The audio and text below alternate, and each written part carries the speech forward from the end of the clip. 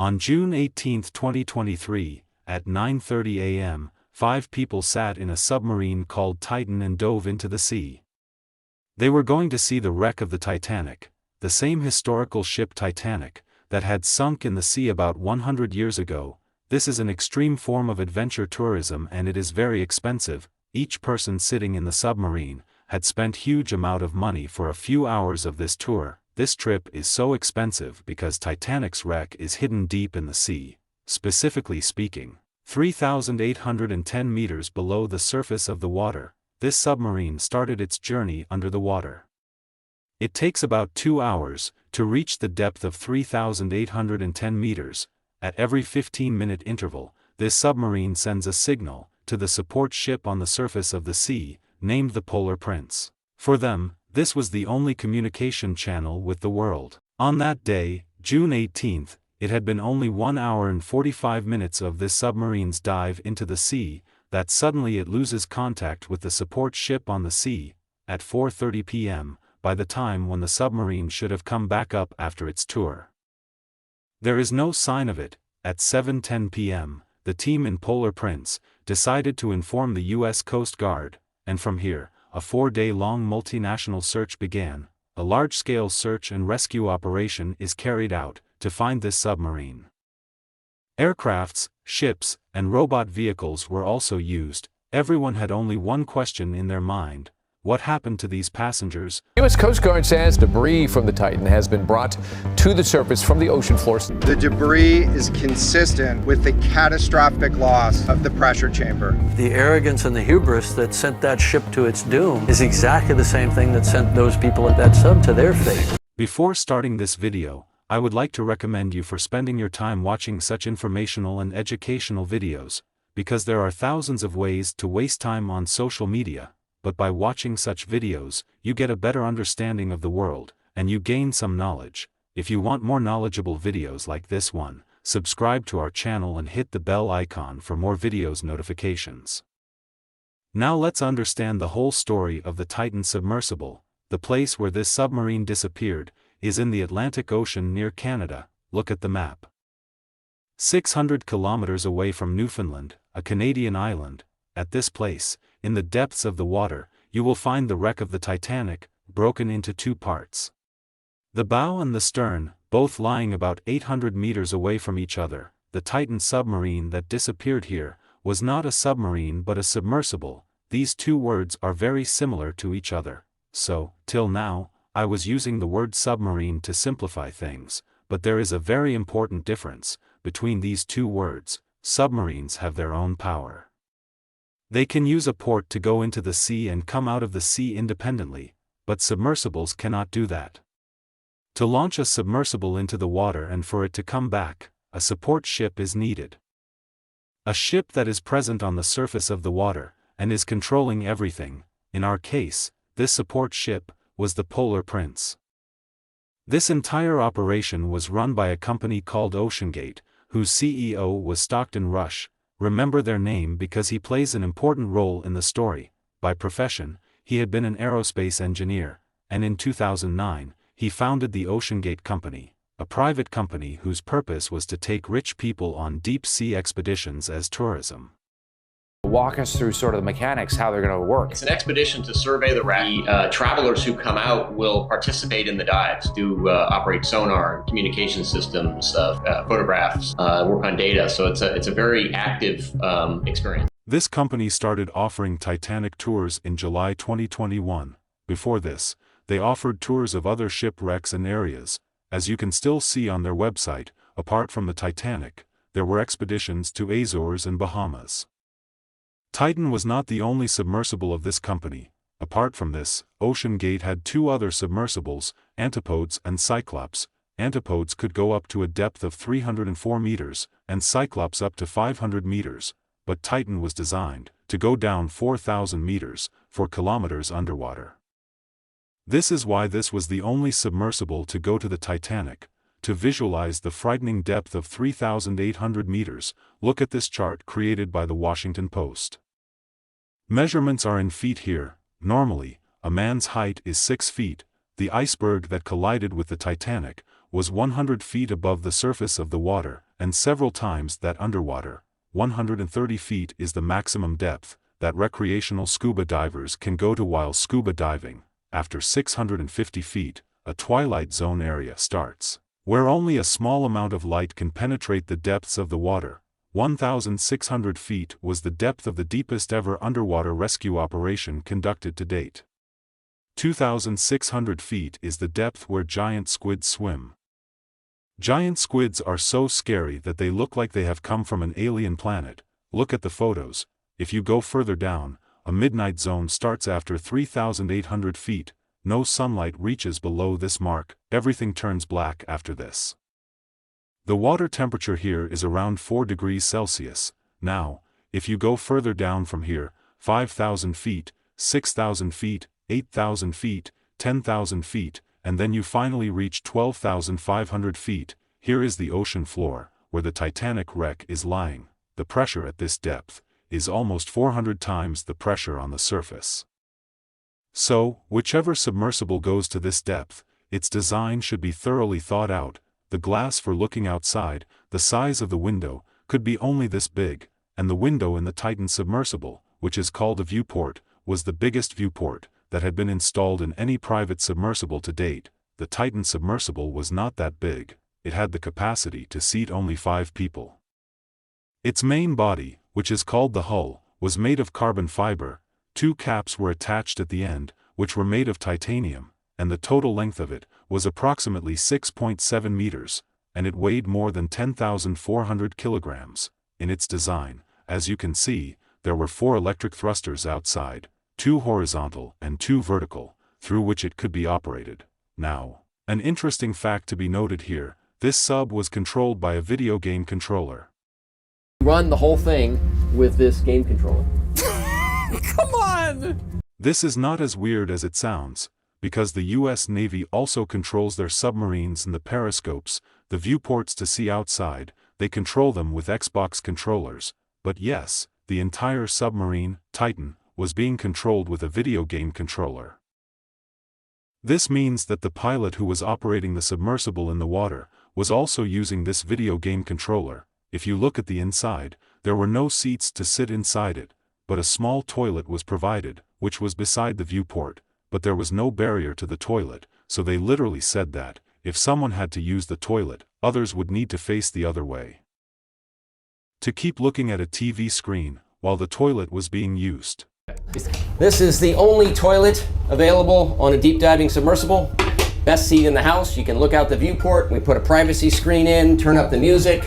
Because these submersibles go so deep into the water, the GPS doesn't work here. The communication to their support ship was carried on through a text messaging system. It is still unclear which internet connection was available on the ship. In this tweet from a few back, OceanGate had said that they were using Starlink's satellite internet service to communicate. If we come back to this story of June 18th, 5 people were on board this submersible that day.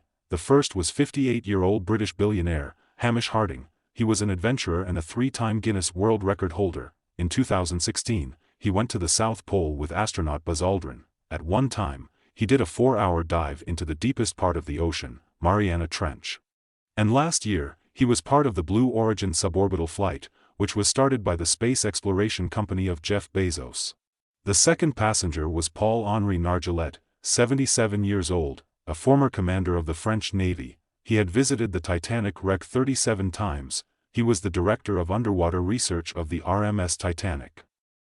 The third and fourth passengers were a British-Pakistani businessman, Prince Daoud, and his 19-year-old son, Suleiman. He was the owner of one of the biggest companies in Pakistan. Suleiman's aunt had said that Suleiman was actually scared of going, but he went with his father to please him and to give him company on this journey. As I told you, that day, the submersible was communicating with the support ship at every 15-minute interval. This communication stopped at 11:15 a.m. After this, no communication and no signal is received. Despite this, it was expected that the Titan would resurface at 4:30 p.m., as scheduled, because if by chance, this submersible would get stuck in the water, there was a way for the passengers to tilt it from inside and push it back and forth to bring it back up. This is done by removing the ballasts. Ballasts are an important part of big ships and submarines to provide stability. They are nothing more than heavyweights. With their help, submarines can descend into the water. In the olden days, stones and sandbags were used as ballasts, but today, submarines use water ballasts. Ballast tanks are filled with water, so that the weight increases, and the submarines sink into the water. At 4:30 p.m., when the Titan did not resurface, people in the support ship waited for a while, and then notified the U.S. Coast Guard at 7:10 p.m. After this, began the Great Race, the race against time, 96 hours, only 4 days of oxygen supply was available in Titan. So if a rescue operation had to be conducted, they only had 4 days to find the passengers alive. Often an emergency locator is installed on ships, which is called Emergency Position Indicating Radio Beacon, EPIRB. With the help of this, these vessels can be located, but it was not installed in Titan. Here, another problem was that even if Titan would have come back to the surface of the sea, people sitting inside it would have died due to the lack of oxygen. Because there was no way to open this submersible from the inside, you heard it right, the door of this submersible could only be locked from the outside, and opened from the outside, so whether the submersible was inside the water or on the surface, those 4 days were very critical. The crew closes the hatch, from the outside, with 17 bolts. There's no other way out. On top of it, the search area was 25,000 kilometers. Imagine how difficult it is to find a van-sized submersible in such a huge area. The area was 7 times bigger than the state of Goa, and the deepest underwater rescue that has been done so far was only done till the depth of 480 meters underwater in 1973. But still, the rescue teams put their lives at stake. Initially, 2 American and 2 Canadian aircraft started this operation. Sonar was deployed by them, so that they could detect signals even from underwater. 3 ships started the search from the surface, but as time passed, more ships started coming in for the search operation. Some remotely operated vehicles, ROVs, were also used here. Think of them like basically a robot-type vehicles. No one sits inside it, but they can dive into the water and find things, and they are controlled from the surface of the water. 3 ROVs were searching for Titan. After 3 days of searching, on the 3rd day of the search operation, a sonar from a Canadian aircraft heard some banging noises. In half-hour intervals, some sounds were heard, like someone knocking on the door. Later, the U.S. Coast Guard also heard the sounds. Finally, on June 22, an ROV searching on the ocean floor encountered some debris, around 490 meters away from Titanic's bow. It was confirmed upon seeing the debris that the submersible had broken apart. The people who sitting inside it had lost their lives. After searching some more, 5 pieces of debris were found in total. On the same day, the U.S. Coast Guard confirmed in a press conference that the banging noises they heard had nothing to do with this Titan submersible. Actually, the conclusion that was derived was that Titan imploded due to high pressure. You might be thinking that implosion means bursting, but it is actually the opposite of an explosion. We use the word explosion when there is an outbreak or eruption like a bomb explosion. The force moves outwards, but the force of an implosion moves inwards, breaking apart due to being squeezed in. That is implosion, and catastrophic implosion means that the implosion happened so fast that the entire structure was destroyed, but it didn't even take a millisecond. This means that the people sitting in it were killed immediately in the blink of an eye, but they didn't feel it. The question here is, what was the reason behind this implosion? Actually, the main body of the Titan, as I said, it was made of carbon fiber. But usually, submarines and submersibles are made of steel, titanium or aluminium. This carbon fiber design of Titan was an experimental design. No one had ever tested the properties of carbon fiber in such depths of the ocean before. And looking at this disaster, we can say that carbon fiber is not a suitable material for this use case. As said by an ocean explorer, Robert Ballard, the man who discovered the wreck of the Titanic, in 1985, he said that they have done thousands of dives in different vehicles to get to the bottom of the ocean, but they have never lost a vehicle. If you look at our history, it's safer to be in a submarine like Alvin, that I spent many years in, than driving on I-95.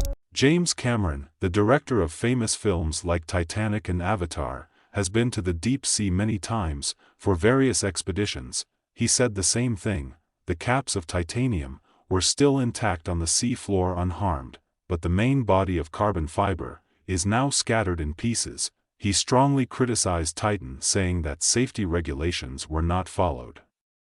If you see the old interviews of OceanGate Company's CEO, you will hear the same thing again and again. In 2019, a long article was published in Smithsonian Magazine, in which the CEO was talking about OceanGate. He said that the U.S. Passenger Vessel Safety Act of 1993 was needlessly prioritizing passenger safety over commercial innovation. He felt that this act is useless, and that there is no need to pay so much attention to safety. In another interview last year, he said, At some point, safety just is pure waste. I mean, if you just want to be safe, don't get out of bed, don't get in your car, don't do anything. I've broken some rules to make this. I think I've broken them with logic and good engineering behind me, the carbon fiber and titanium. The rules stated that carbon fiber and titanium were not to be used, but he used them, broke the rule, intentionally. Stockton Rush knew that he was conducting an experiment, which could be very dangerous. In March 2018, another deep-sea exploration specialist had written an email to the CEO to be a little conservative about safety. He had written that Rush was putting himself and his clients in danger in the race to reach the Titanic. Rush was accused of repeating the same phrase, "She is unsinkable." If you'd recall, we have learnt from Titanic that people used to blindly believe that the ship was so great that it can never sink, that it was unsinkable. But on that ill-fated day, the ship sank, and now, the same happened with the Titan. In the pages of history, the name of Stockton Rush has now been included in this list of inventors who were killed by their own inventions.